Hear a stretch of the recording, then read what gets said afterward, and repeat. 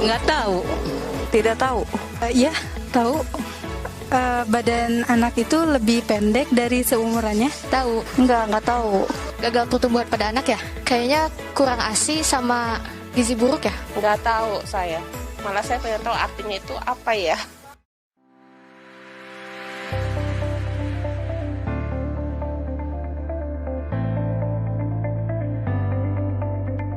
Stunting itu memang pasti pendek, tetapi yang pendek belum tentu stunting.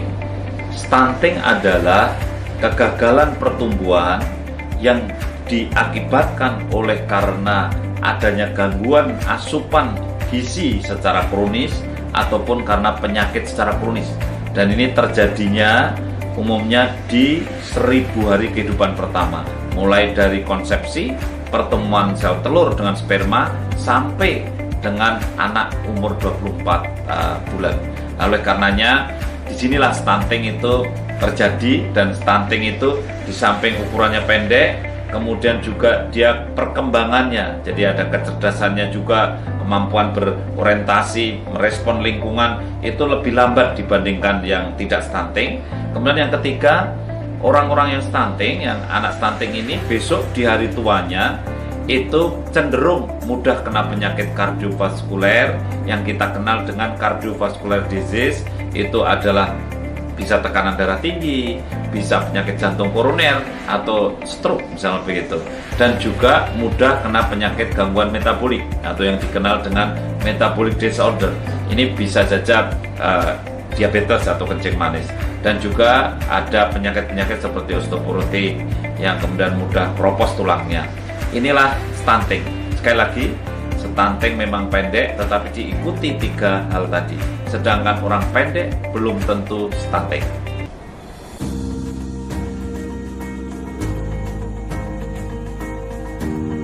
Stunting ini disebabkan oleh faktor nutrisi, di mana ada asupan gizi yang kurang dalam jangka panjang.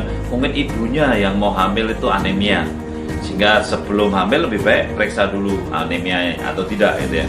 Kemudian selama hamil mungkin asupannya kurang, sehingga akhirnya gizi yang ada pada ibu hamil kurang, dan akhirnya anaknya pertumbuhannya jadi lambat. Juga mungkin ibu hamilnya tidak sehat karena sebab-sebab lain, karena penyakit tertentu, sehingga pertumbuhan janinnya juga tidak sukses, sehingga janinnya lahir dengan ukuran yang lebih kecil daripada normal. Karena ukuran normalnya itu panjangnya 48 cm, beratnya 2,5 kg minimal, ya. Inilah sebab stunting. Setelah lahir bisa juga lahir tidak stunting tapi kemudian jadi stunting. Apa sebabnya? Tidak imunisasi, kemudian lingkungannya kotor, air bersih tidak ada, sehingga akhirnya apa? Mudah kena penyakit. Ada yang kena penyakit TBC, ada yang cacingan, ada yang diare. Dari situlah kemudian anak sakit-sakitan. Karena anak sakit-sakitan tentu pertumbuhannya jadi terganggu dan akhirnya stunting.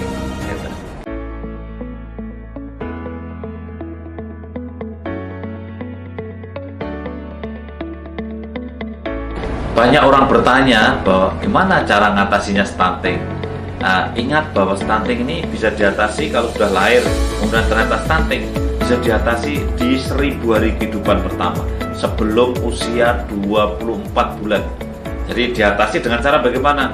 Nah, ASI-nya harus eksklusif. Kemudian setelah 6 bulan harus disertai makanan pendamping ASI. Ingat, gizi seimbang, isi piringku. Artinya apa? Tidak cukup hanya 4 sehat 5 sempurna, tetapi ukurannya, berapa proteinnya, berapa karbohidratnya, berapa airnya, berapa lemaknya, kemudian berapa vitaminnya yang masuk, mineralnya yang masuk. Saya kira ini harus diatasi, diberikan untuk mengatasi kondisi stunting. Oleh karena itu, kalau sudah anak kita stunting, ingat ASI-nya dan asupan makanan pendamping ASI-nya sampai usia 24 bulan. Setelah itu kita sudah sulit untuk mengatasi stunting. Maka ingat, kesempatan untuk mengatasi stunting adalah di 24 bulan pertama kehidupan.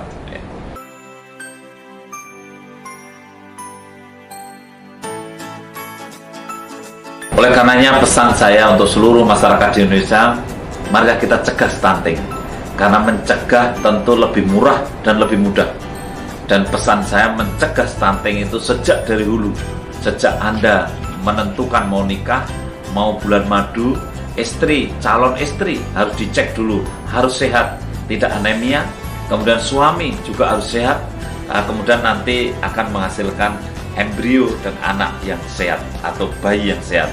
Dengan cara ini maka akan melahirkan bayi yang tidak stunting. Oleh karenanya, rencanakan kehamilan. Jangan ada kehamilan yang tidak direncanakan. Dan jangan hamil kalau memang tidak diperlukan. Artinya memang penting direncanakan. Dan setelah anak lahir, jangan disia-siakan. Harus diberikan ASI eksklusif yang baik. Dan kemudian sekali lagi, waktu 1000 hari kehidupan harus kita manfaatkan dengan sebaik-baiknya. Mudah-mudahan dengan pemahaman kita terhadap masalah stunting dan kegigihan kita dalam mengurus anak mulai dari hamil sampai 1000 hari, maka insya Allah stunting di Indonesia bisa kita turunkan sampai angka 14% di tahun 2024 sesuai dengan harapan dan himbauan Bapak Presiden Republik Indonesia Bapak Joko Widodo. Terima kasih. Wassalamualaikum warahmatullahi wabarakatuh.